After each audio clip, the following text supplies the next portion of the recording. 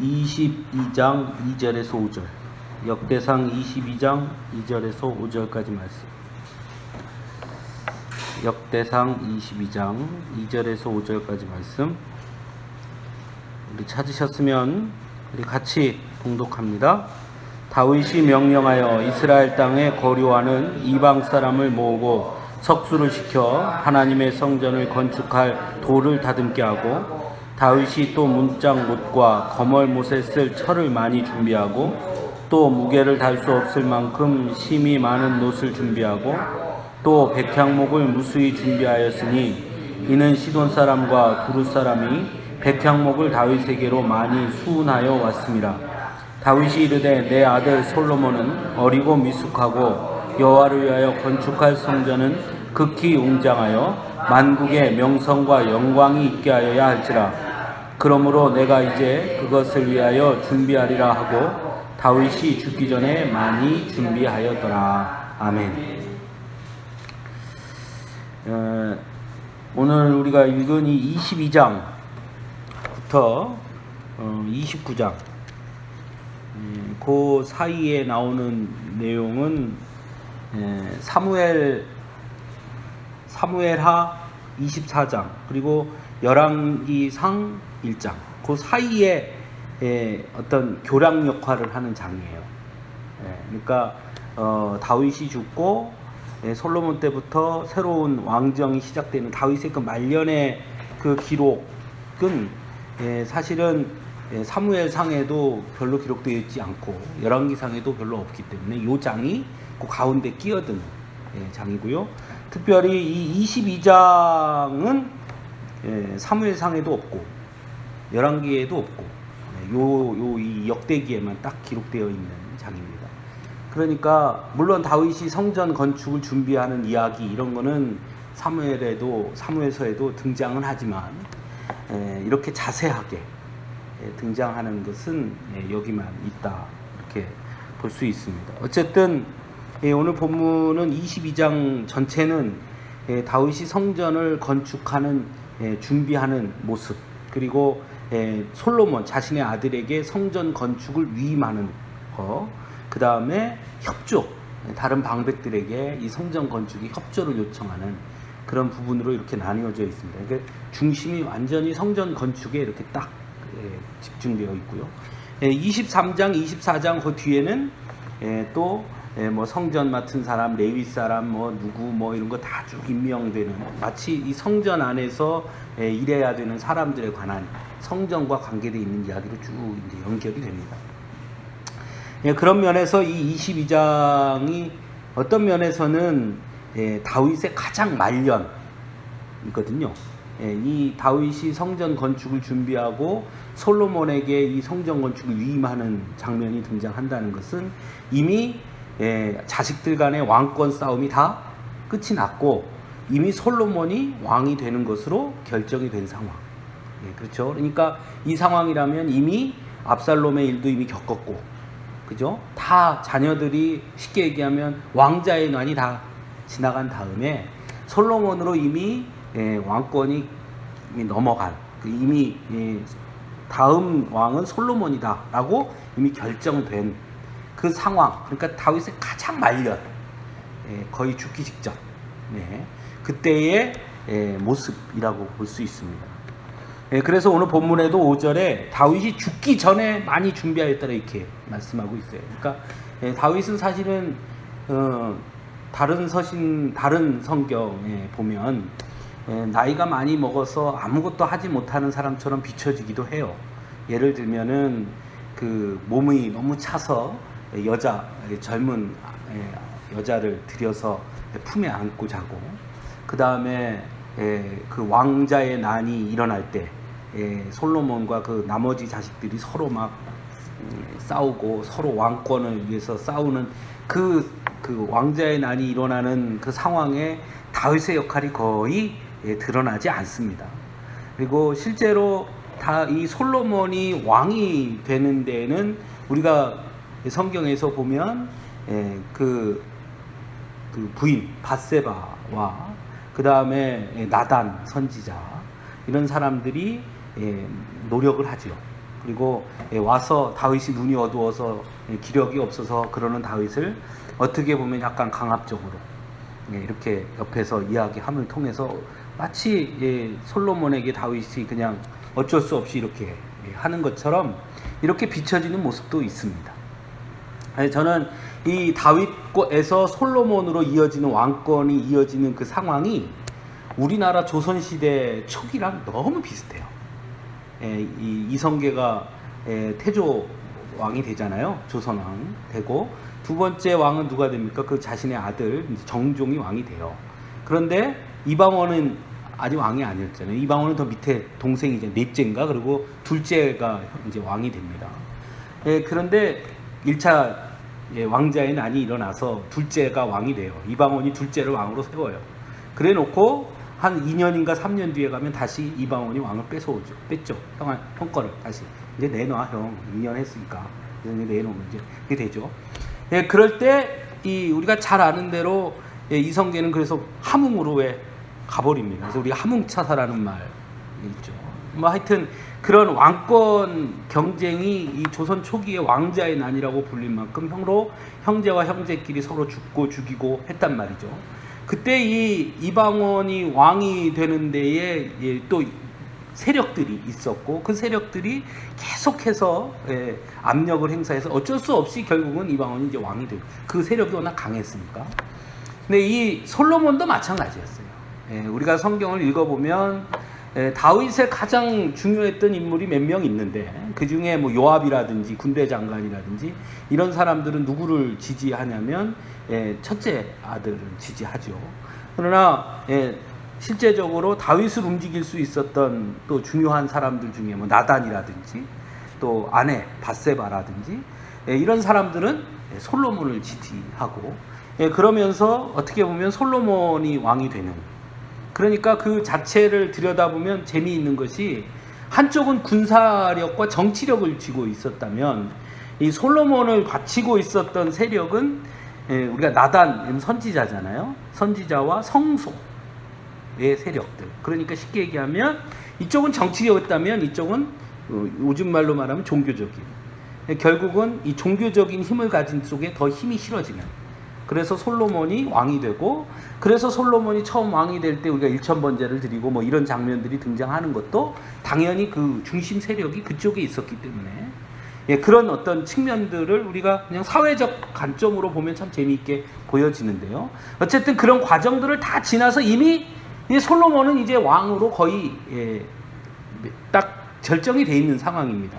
그것은 어디서 볼 수 있냐면 5절에 이미 이렇게 말해요. 다윗이 이르되 내 아들 솔로몬은 어리고 미숙하고 이렇게 말해요. 그러니까 이미 솔로몬으로 결정돼 있다는 거예요. 다윗이. 그러니까 그냥 나이가 들어서 아무것도 못한 것처럼 보여지는 그때 다윗이 어떤 행적을 했는지 알 수 없는 그 시점을 이 본문에서는 이야기해주고 있습니다. 결국 제가 볼 때는 우리 예전에 텔레비전에서 했던 대왕세종이라는 거 보신 적 있는지 모르겠어요. 세종대왕 얘기 나와요. 세종대왕이 한글 창제하기 한 5년 전에 자신의 아들 문종에게 다 줍니다. 네가 대신 다 해. 그리고 세종은 뭐만 했느냐? 한글 창제에만 전념합니다. 그래서 한글을 만들어내거든요. 그죠? 그때 뭐 눈을 잃었다 뭐 이런 얘기도 나오죠. 그러니까 다른 모든 거는 아들에게 네가 다 알아서 다 해. 그리고 이 한글 하는데 아주 전념을 했어요. 아마 다윗도 그랬던 것 같아요. 왕자의 난이 어느 정도 정리가 돼서 솔로몬으로 다윗의 뒤를 잇는 왕이 결정된 순간부터 다윗은 솔로몬에게 거의 모든 것을 다 일임하고, 다윗은 오직 뭐에만 집중했느냐? 성전 건축을 준비하는 데에 온 힘을 쏟았던 것이 아니냐. 그래서 우리가 오늘 본문에서 볼 수 있습니다. 그래서 1절에서 5절까지는 말 그대로 건축 자재들을 준비하는 모습이 나오고요. 6절에서부터 16절까지는 솔로몬을 불러서 솔로몬에게 위임하는 겁니다. 사실은 내가 성전을 건축하려고 했는데 하나님께서 너는 피를 너무 많이 흘렸으므로 네가 전쟁했기 때문에 네 손으로는 성전을 짓지 못한다 했다. 그래서 내 아들인 내가 성전을 대신 지어라. 그리고 내가 이런 것들을 다 준비해서 줄 테니 너는 성전을 진짜 멋지게 지어서 하나님께 영광을 올려라. 이런 위임을 합니다. 솔로몬에게 내가 다 준비했으니까 이제 네가 지어라. 짓는 것은 네가 해라. 위임하는 장면이 등장하고요. 그 다음에 17절부터는 이스라엘 모든 방백들을 다 불러서 내 아들 솔로몬을 도와서 성전을 제대로 줘라. 이렇게 이제 부탁하는 그런 장면으로 이렇게 구분되어 있습니다. 철저하게 성전이라는 것이 중심이 되어 있는 장이에요. 그래서 우리가 좀 조금 더 한 절 한 절 좀 들어가 보면, 첫째는 이 22장 우리가 2절에서 5절까지 읽었는데, 우리 지난주에 생각해 보면 성전 부지가 마련이 돼야지 성전을 짓지 않습니까? 그런데 성전 부지는 여부스 사람 오르난의 타작 마당이에요. 그죠? 그러면 여부스 사람은 이스라엘 사람이에요? 이방인이에요? 이방인이에요. 이방인. 그러니까 성전 마당이 이방인의 땅이었단 말이에요. 거기에 성전을 짓는 거예요. 또 오늘 본문에 보면 2절에 뭐라고 그러냐면 이스라엘 땅에 거류하는 이방 사람들을 모아라 했어요. 그래서 이 이방 사람들이 뭐 했냐면 돌도 다듬고 문짝 못, 거멀 못에 쓸 철도 준비하고 또 놋도 준비하고 백향목 준비하고, 이 모든 것들에 누가 했냐면 이방인들이 같이 한 겁니다. 그러니까 이스라엘 땅에 거류하는, 이스라엘 땅에 거하는 이방 사람들을 다 동원해서 뭐 하게 했냐면 성전을 건축하게 했습니다. 이게 되게 중요해요. 우리가 이스라엘은 철저하게 선민 사상이라고 그러잖아요. 이스라엘은 유대인들만, 우리만 하나님의 백성이고 니네는 아니다 이렇게 말하잖아요. 그런데 다윗 왕과 솔로몬 왕 초기에 왜 이스라엘이 이렇게 강력한 힘을 발휘할 수 있었느냐? 물론 율법적으로 제사를 지내고 하나님 앞에 율법을 지키고 하는 거에는 분명 이방인과 유대인의 구별이 있었습니다만은, 자, 성전을 지었어요. 이스라엘 가장 중요한 건축물을 지었습니다. 그런데 그 건축물을 짓는데 이방인이 한 명도 참여하지 않고 유대인의 손으로만 지은 것과 이방인들이 그것을 지은 것의 차이가 뭐가 있겠습니까? 이스라엘 땅에 거류하는 이방인들은 그 성전을 볼 때마다 뭘 생각하겠어요? 저거? 내가 줬어. 나도 저거 줬어. 그러니까 그 성전 안에서 이방인들과 유대인들이 뭐가 되는 겁니까? 하나가 되는 거예요. 그러니까 이스라엘 안에 거하는 이방인들조차도 우리는 다른 사람들이야, 외래인이야, 외부인이야, 우리는 같이 할 수 없는 사람이야, 이것이 아니라 소속감을 느끼게 해주는 거예요. 그래서 그들이 같이 동화될 수 있었던 거예요. 그런데 그것이 후반부로 가면 점점 세상이 악해지면 어떻게 되냐? 자꾸 그걸 나눠요. 어디까지 나누게 되느냐? 우리가 신약 성경에 가서 보면 사마리아인이라고 말하는 표현이 나오죠. 사마리아인 또는 갈릴리에서 나사렛에서 무슨 선한 것이 나올 수 있겠느냐라는 이런 얘기가 나오죠. 그건 뭐냐면 유대인과 이방인의 구별을 넘어서 지역 간 차별이 생기기 시작하는 거예요. 사마리아 거기는 많은 사람들이 교역하고 그러면서 뭐가 되냐? 혼혈이 일어나기 시작합니다. 피가 섞인단 말이에요. 그러니까 사마리아 사람이 개라고 표현했어요. 사마리아 개. 이렇게. 그러니까 그 사람들을 동화시켜주지 못하는 거예요. 오히려 점점 어떻게 되느냐? 자꾸 세분하고 자꾸 나누고, 너희는 달라. 우리가 진짜야. 너희는 달라. 우리가 진짜야. 너는 곱슬인 거 보니까 넌 아니야. 너는 약간 머리 색깔이 노란 머리 색깔 있는 거 보니까 너도 아니야. 뭐 이렇게 자꾸 자른다는 거예요. 그러면서 점점 뭐를 강조하냐? 우리 순수 이렇게 하는 거예요. 이거 우리 많이 보지 않았어요? 그죠? 이게 바로 히틀러가 내세운 거예요. 히틀러가 뭐냐면 독일인 순수 게르만족 아주 강조했단 말이죠. 그것이 결국 무슨 일을 일으키느냐? 처음에는 자기네끼리가 좋아요, 이게. 그런데 항상 그렇습니다. 그것이 자기네끼리가 점점 굳어져 버리면 반드시 다른 사람들을 무시하게 되고요. 그러다 보면 전쟁이 일어나요. 네. 그런데 오늘날 우리 세상이 지금 그렇게 가고 있어요. 그래서 지금 문제인 거예요. 네. 세상이. 네? 종교가 다르다고 가서 테러를 하는 것을 정당하다고 표현하잖아요, 사람들이. IS. 종교가 다르니까. 요번에 프랑스인가 어디서는 신부를 들어가서 신부를 죽였다 그러죠. 무릎 꿇리고. 그 종교가 다르다고 해서 종교가 다른 사람은 나와 같은 종교가 아니니까 죽여도 돼. 이런 거예요. 우리만 신민이야. IS. 우리만 신민. 우리만 알라의 자손. 그래서 이슬람교에서도 온건파가 있고 강경파가 있을 것 아닙니까? 이 강경파가 온건파조차도 저것들은 다 가짜야. 우리만 진짜야. 이렇게 극단적이 되는 거예요. 지금 미국에서 다시 일어나고 있는 유색인종 차별, 흑인과 백인들의 갈등 뭡니까? 저 껌둥이들 죽여도 된다는 거예요. 흑인 경찰이 껌둥이들, 저 범죄자들 저것들 때문에 죽여도 된다는 거예요. 예? 또 이번에 뭐 일본에서 일어난 장애인들 다 가서 죽인 장애인들은 죽어도 된다는 거예요. 죽여야 된다는 거예요. 오히려 그 사람들 때문에 사회가 막대한 돈을 지출하고 오히려 그 사람들 때문에 그 가족이 불행하고, 그러니까 내가 가서 싹 정리해 주겠다. 400명을 자기가 죽이는 게 목표였대요. 잡혀가면서도 씩 웃잖아요. 에? 이게 무슨 일이 일어나는 거냐면 나만 온전하고 나만 깨끗하고 나만 바르고, 이게 순수주의, 이게 모든 면에서 지금 있는 거예요. 순수주의. 그것이 뭐와 결탁하면, 자본주의의 상황에서 이익이라는 것과 딱 결탁하면요, 이거는 인간이 풀어내질 못합니다. 우리나라도 저는 아주 위험하다라고 봐요.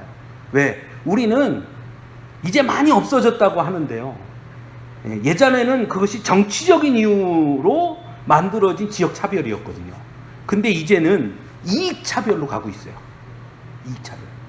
여러분, 사드가 성주에 배치된다 그래서 여기 전라도에 있는 분들 아무도 거기에 대해서 잘 말 안 해요.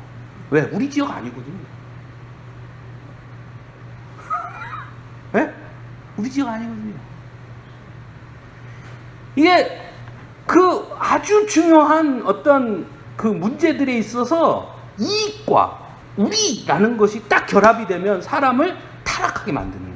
지금 우리 사회가 지금 우리나라뿐만이 아니라 전 세계가 그렇게 가고 있는 거예요.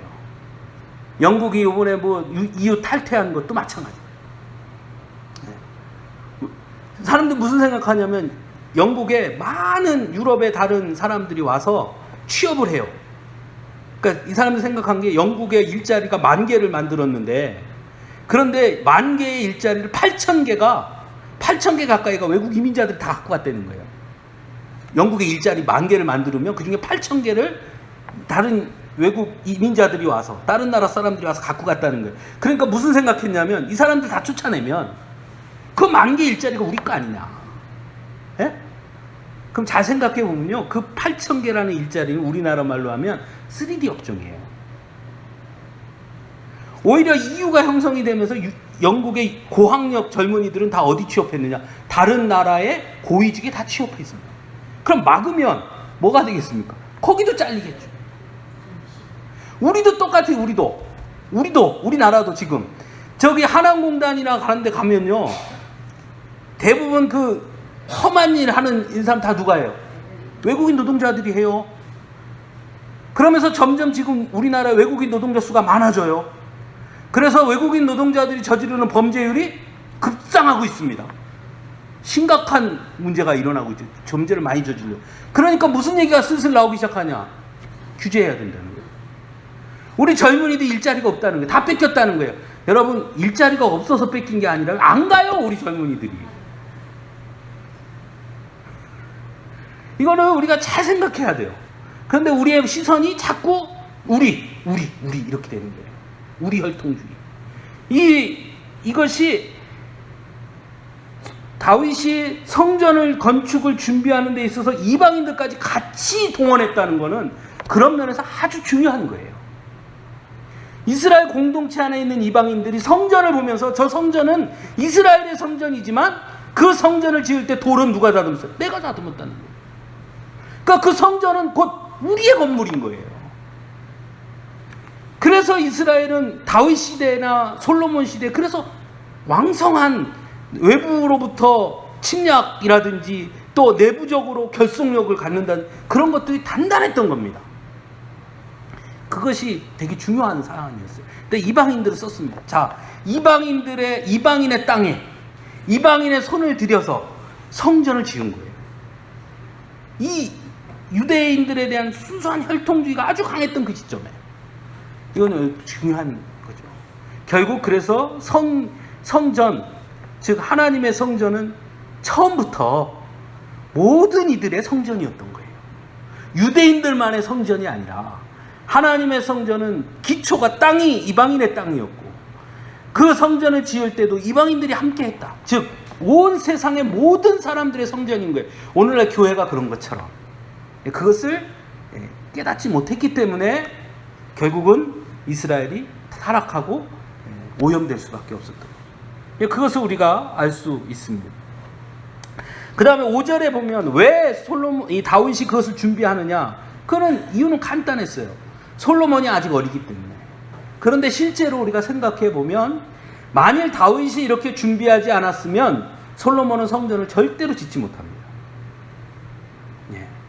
자, 오늘 본문에 보면 백향목을 준비했는데 시돈 사람과 두로 사람이 백향목을 다윗에게로 많이 수운하여 왔다. 이건 무슨 얘기냐면 두로와 시돈이 백향목이 가장 좋은 곳이에요. 거기는 이스라엘이 아니에요. 두로와 시돈산 백향목이 세계 최고의 백향목이란 말이에요. 그 백향목을 어떻게 한 거냐면 수입해 온 거예요. 수은 100길로 끌고 들어온 겁니다. 수입을 한 거예요. 그러려면 뭐가 필요했겠습니까? 세 가지가 필요해요. 첫째, 돈이 있어야겠죠. 수입을 해갖고 올라면 돈이 있어야겠죠. 두 번째, 둘이 관계가 어떻게 해야 돼요? 우호적이어야 되죠. 세 번째, 그럼에도 불구하고 많이 하려면 우호적인 걸 떠나서 두로와 시돈이 이스라엘에 대해서 매우 긍정적인 반응을 보여야 되는 거예요. 성전을 짓는 일에 좋은 백향목을 보낼 수 있을 만큼의 관계가 이스라엘과 두로와 시돈의 정치적 관계가 결정이 돼 있어야 돼요. 그런데 이때 어떤 관계였냐면 두로와 시돈은 다윗에게 뭐 하던 시기였냐면 조공을 바치던 시기였어요. 조공. 그러니까 다윗이 두로와 시돈을 지배하고 있었단 말이에요. 물론 가서 왕을 실제로 통치를 한 건 아니지만 두로 왕도 있었고 시돈 왕도 있었으나 실제로 다윗이 지배하고 있었단 말이에요. 그러니까 두로와 시돈에서는 다윗이 야, 니네 조공을 백향목으로 보내 한 거예요. 그래서 백향목을 계속 보내줍니다. 나무를. 이걸 다 준비하고 있었던 거예요. 이거는 다시 솔로몬이 왕이 돼서 이제 왕이 바뀌어서 그때 가서 한다고 될 수가 있는 일이 아니죠. 이거는 그동안 오랜 기간에 어떤 정치적으로 어떤 힘이 있어야 되는 거죠. 그러니까 다윗이 준비하는 거예요. 또 무게를 달 수 없을 만큼 힘이 많은 놋도 준비하는데 쉽지 않죠. 오늘날 지금 공장이 있어가지고 돌리는 게 아니고. 철은 우리 잘 기억해 보시면 블레셋과 사울이 싸울 때 이스라엘은 뭐가 없었다 그래요? 철이 없었어요. 그러니까 철이라는 게 이스라엘은 철을 받아들이기 시작한 게 다윗 때 정도 돼야 들어와요. 그러니까 다윗이 골리앗과 싸울 때 블레셋은 칼이 다 철로 만든 칼이었고요. 이스라엘은 다 뭔 칼이었냐? 기껏 있어야 놋칼이었고 그 놋칼도 없어서 다 꽃갱이 들고 그런 거 들고 나왔단 말이에요. 그러니까 그만큼 이런 놋이라든지 철이라든지 이런 것들이 하나도 준비되어 있지 않은 상황이었단 말이죠. 그거를 성전을 지을 만큼 준비했다는 거예요. 그러니까 이거는 단 1-2년 사이에 준비할 수 있는 게 아니라 장기간의 시간을 거쳐서 준비해야만 가능한 일이에요. 그러니까 이것을 다윗이 준비하는 거예요. 그래서 다윗이 완전하게 준비를 다 갖춰놓습니다. 그리고 더 중요한 거는 맨 뒤에 보면 17절에 이스라엘 모든 방백에게 명령하여 그의 아들 솔로몬을 도우라. 명령이에요.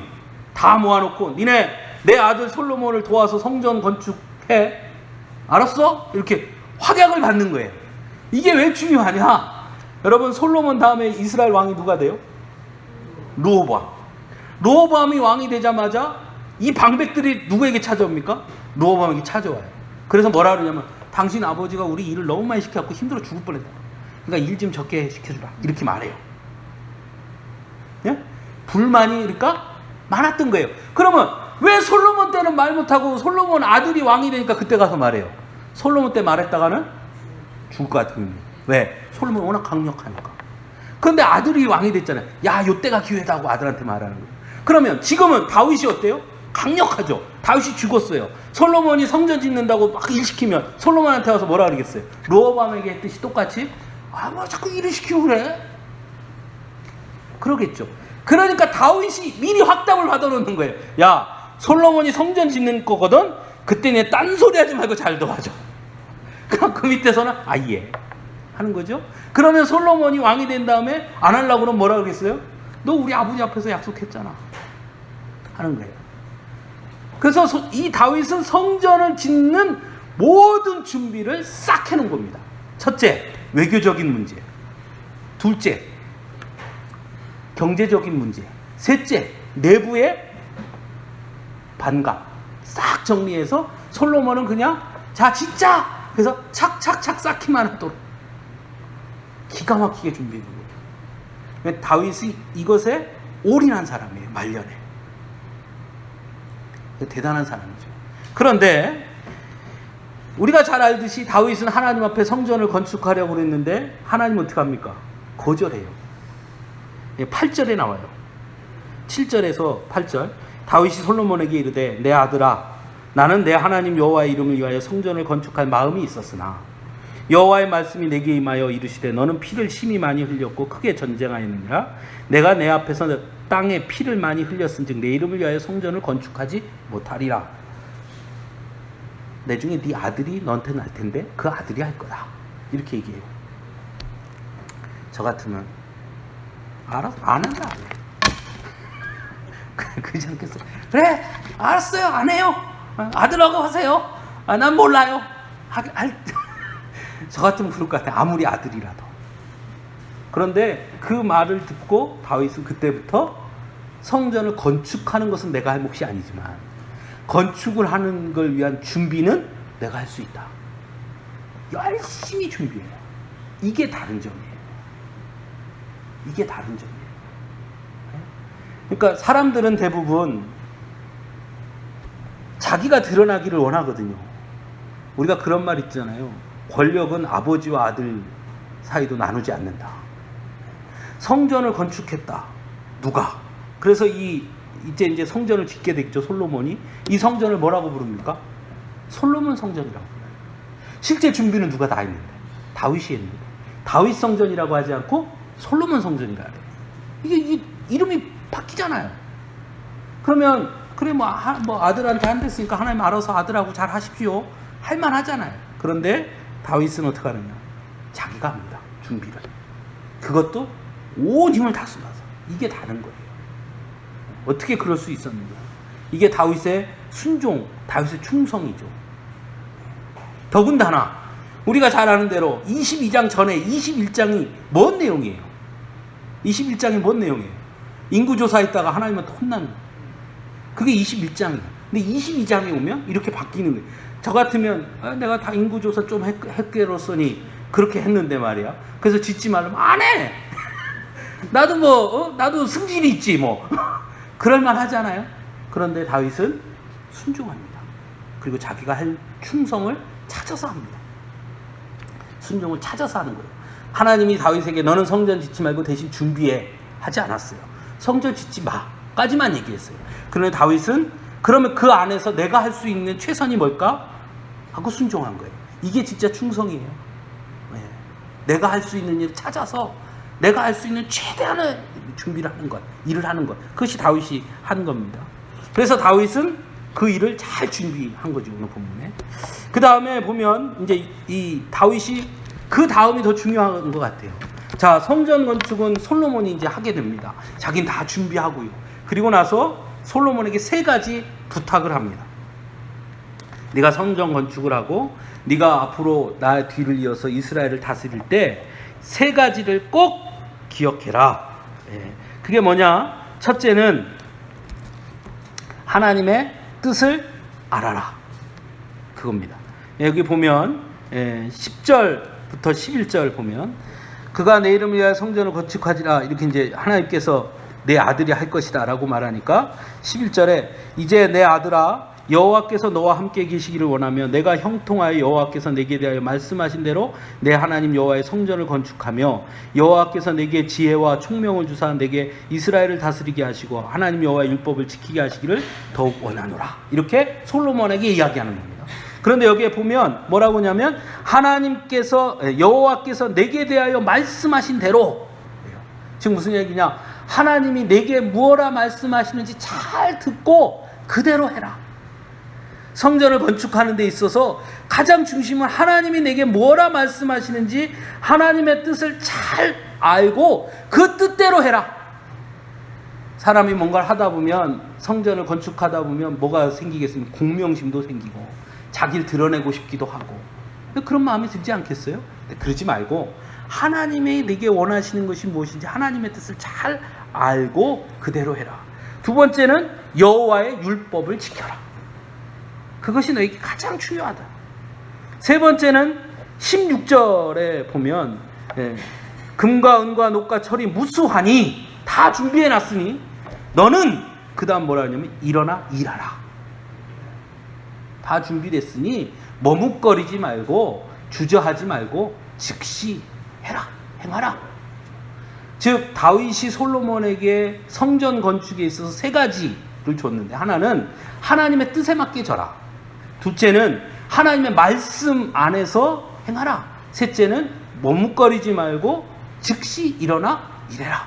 이게 성전을 짓는 세 가지 키워드예요. 이것을 다윗이 솔로몬에게 가르쳐 줍니다. 그런데 중요한 건 솔로몬이 죽고 자신의 아들이 르호보암이 왕이 될 때 솔로몬은 그 아들 르호보암에게 이런 교훈을 주지 못합니다. 이게 큰 차이예요. 다윗은 자신의 아들에게 자신이 죽기 직전에 아들을 불러다 내가 앞으로 왕이 될 텐데 네가 성전을 지을 텐데 너는 이거는 절대 잊지 마라. 그것이 내게 제일 중요하다라고 분명히 가르쳐 줍니다. 그리고 솔로몬은 아버지의 가르침대로 그 일을 행합니다. 물론 후반기가 되면 변질되지만. 그러면 솔로몬도 자신의 아들 르호보암이 왕이 될 때 르호보암을 앉혀다 놓고, 야 르호보암아, 너희 할아버지 다윗 할아버지께서 내가 왕이 될 때 이렇게 교훈해 주셨다. 나도 너에게 이렇게 교훈하니 너도 앞으로 왕이 되면 이렇게 나라를 다스리고 이런 일을 행해야 된다라고 했어야죠. 근데 하지 못했어요. 그리고 결국 어떻게 됩니까? 나라가 쪼개지는 거예요. 얼마나 중요한지 몰라요. 제가 몇 번 강조하지만 구약성경, 신약성경 통틀어서 하나님이 가장 큰 축복의 권한을 준 사람이 누구냐면 아버지예요. 아버지. 여러분, 우리 요한계시록 할 때도 그랬고 역대상 할 때도 그렇지만 야곱이 12아들을 세워놓고 한 명씩 기도해 줍니다. 그죠? 12아들. 그 12아들에게 한 명씩 기도하고 어떤 경우에는 저주도 했고 어떤 경우에는 축복도 했는데 그대로 어떻게 되던가요? 다 돼요. 다 이루어지잖아요. 그대로 다 이루어지잖아요. 야곱의 아버지의 축복이 그만큼 큰 거예요. 그렇죠? 다윗은 자신의 아들 솔로몬을 축복하면서 하나님의 뜻을, 하나님께 올바로 축복받는 자녀의 삶의 비결을 정확하게 가르쳐 줍니다. 그 아버지의 말대로 따랐을 때 솔로몬은 하나님 앞에 칭찬받는 자였어요. 그걸 벗어났을 때 어떻게 됩니까? 망하는 거예요. 솔로몬은 자신의 아들 르호보암에게 그걸 하지 않았어요. 기준이 없었다고요.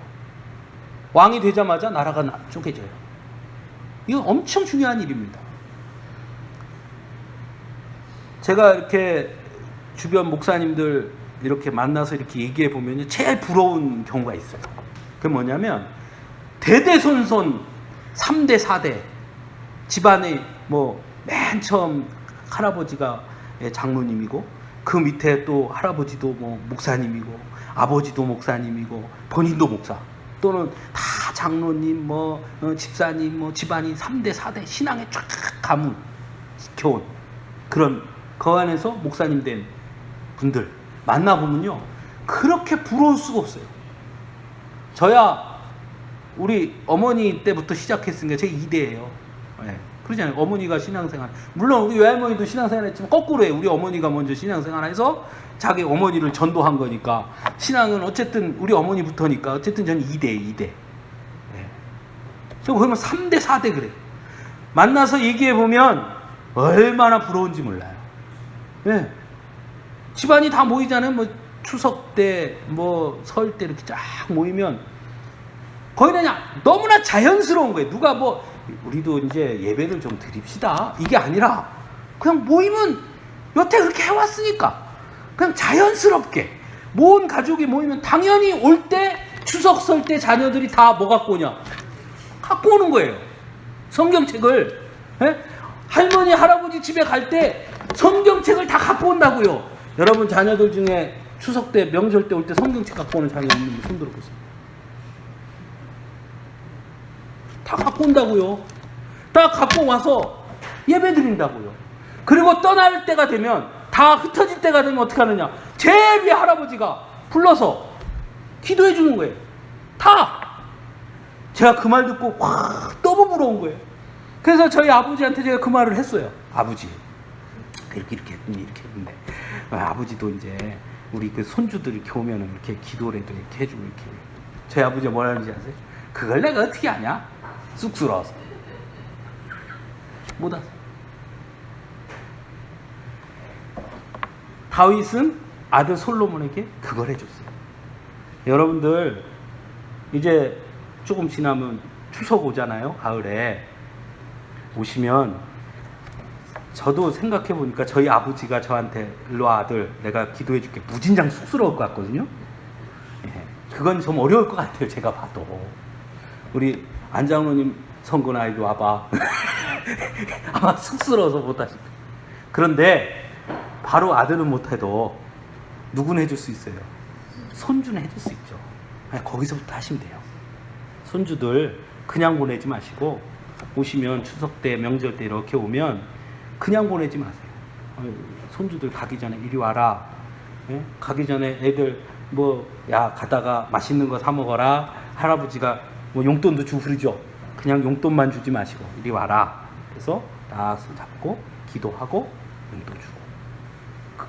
그렇게 해야 돼요. 그래서 아이들이 커가면서, 오늘 할아버지 집에 간다. 오늘 할아버지 집에 가면 할아버지가 나를 위해서 기도해 주실 거야. 이게 아예 백기도. 예? 그것이 가장 큰 축복이에요. 여러분의 자녀들을 가장 크게 축복하는 일은, 물론 새벽마다 자녀들을 이름을 놓고 기도하는 것도 아주 중요하지만, 더 중요한 것 중에 하나가 그겁니다. 직접 왔을 때 머리에다 손을 얹고 기도해 주는 거예요. 할아버지가 못하면 할머니가 하세요. 성경은, 구약 성경은 철저하게 남성 중심이었으니까 그렇다고 칩시다. 우리 하나님이 이제 좀 열리신 분이어서 남자 여자 구별이 없으실 거니까 이제 할머니라도 하시면 돼요. 할머니라도 않고 하는 거예요. 어머니라도 아들, 딸 하는 겁니다. 하십시오. 쑥스러워서 눈 감고 기도하고 일로 와봐. 쑥스러워서 못하면 가기 전에 손 딱 잡고, 아들, 내가 가는 길에 하나님이 함께 하실 거야. 내가 너를 위해서 기도할게. 하나님이 너를 축복해 주시기를 내가 기도하마. 걱정하지 마. 이렇게 한마디 해주는 거예요. 며느리 손 잡고, 아들 손 잡고, 딸 손 잡고. 꼭 하시기 바랍니다. 아무도 대답 안 하지만 꼭 하십시오. 기권사님 꼭 하세요. 예, 손주들 오면 그냥, 야, 너 이거 할머니가 주는 거다 하고 용돈만 주지 마시고, 예? 왔다가 가려고 그러면 이리 와라. 그래서 하세요. 그래야 그걸 보면 자녀가 바뀝니다. 자식이. 예? 바뀌는 거예요. 꼭 하세요. 다윗이 솔로몬에게 했다니까요. 그리고 솔로몬은 그것 때문에 성공한 왕이 되는 거예요. 예? 얼마나 귀합니까?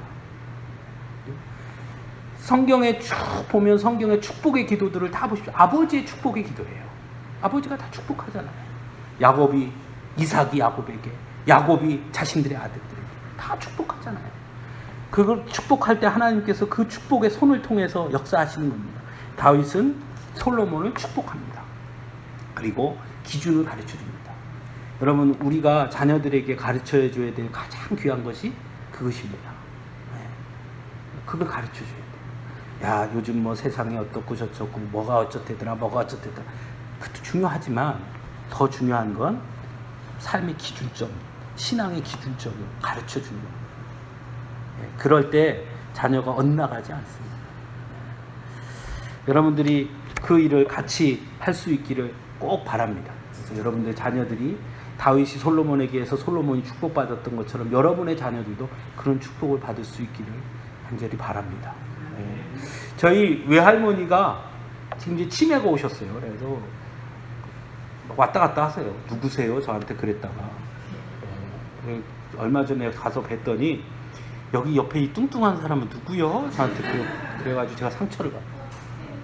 그런데 또 올 때 되니까 어떻게 또 기억이 돌아왔어. 올 때 되니까 이제 할머니 저 갈게요. 그랬더니 올 때 되니까 갑자기 제 손을 딱 잡고 우리 할머니가 저희 외할머니가 항상 우리 손주들한테 하는 게 있어요. 이거 빼놓지 않거든요. 만나면 항상 하시는 게 이렇게 손을 잡고 기도를 하시거든요. 아주 짧아요. 뭐라고 기도하냐면 하나님 손주들이 목회자가 많아요. 그러니까 이제 목회자들은 똑같이 기도를 하시는데 이렇게 손을 잡고 하나님이 택하신 종 하나님 책임지세요. 이 한마디예요. 하나님 택하신 종 하나님 책임지세요 하고 가라 이거거든요. 우리 할머니가. 근데 기억을 못해. 이 뚱뚱한 양반 누구요? 그러더니 가려고 하니까 그 잠깐 기억이 돌아오셨나 봐요. 할머니 저 갈게요. 그랬더니 손을 딱 잡고 그거를 딱 하시더라고요. 그래서 할머니 또 정신이 돌아오셨나 그래서 할머니 기억나세요? 그랬더니 또 갑자기 왜 쳐다보세요. 제가 그 기도 들으면서 참 너무 감사했어요. 여러분들 자녀들을 위해서 기도하는 것 가장 귀한 겁니다. 우리 그때 제가 이제 갔을 때 누구랑 같이 갔냐면 저 유리하고 성희하고 갔어요. 그래서 이제 저 보고 이 뚱뚱한 양반 누구야 그러니까 우리 유리가 아빠 왜 못 알아봐? 이제 그 이해가 안 되잖아요. 아빠 왜 못 알아봐? 그래서 할머니가 아파서 그래서 못 알아보시는 거야. 설명을 했는데 올 때 이렇게 하고 하니까 저희 아이는 유리는 그걸 한 두세 번 봤어요. 딱 하고 나니까 유리가 뭐라 했냐면 이제 아빠 생각나나 봐. 또 그러는 거예요. 왜? 항상 올 때 그렇게 했거든요. 아빠 이제 생각나나 봐. 그러더라고요. 그러니까 아이가 그걸 보는 거예요. 안 보는 것 같지만 항상 보고 있어요. 자녀들에게 얼마나 귀한 겁니다. 여러분들 꼭 여러분들 자녀들에게 꼭 그렇게 축복해 주시기를 바랍니다. 어쨌건 다윗은 솔로몬에게 그렇게 했다. 그래서 결국은 성전을 잘 지을 수 있도록 모든 것들을 다윗이 잘 준비했다. 우리가 이 다윗을 통해서 진짜 순종이 무엇인지, 정말 충성이 무엇인지, 그리고 하나님의 일을 함에 있어서 우리가 어떤 자세로 해야 하는지 우리가 다윗을 통해서 배웁니다. 하나님이 하지 말라고 했다고 나 이거 안 해가 아니라 그러나 내가 할 수 있는 최선을 다하는 것, 알아서 하는 것, 그죠? 순종하는 마음으로 하는 것, 그런 마음들을 우리가 배우고 우리도 다윗과 같은 그런 충성된 하나님의 사람들이 될 수 있기를 간절히 바랍니다. 같이 기도하겠습니다.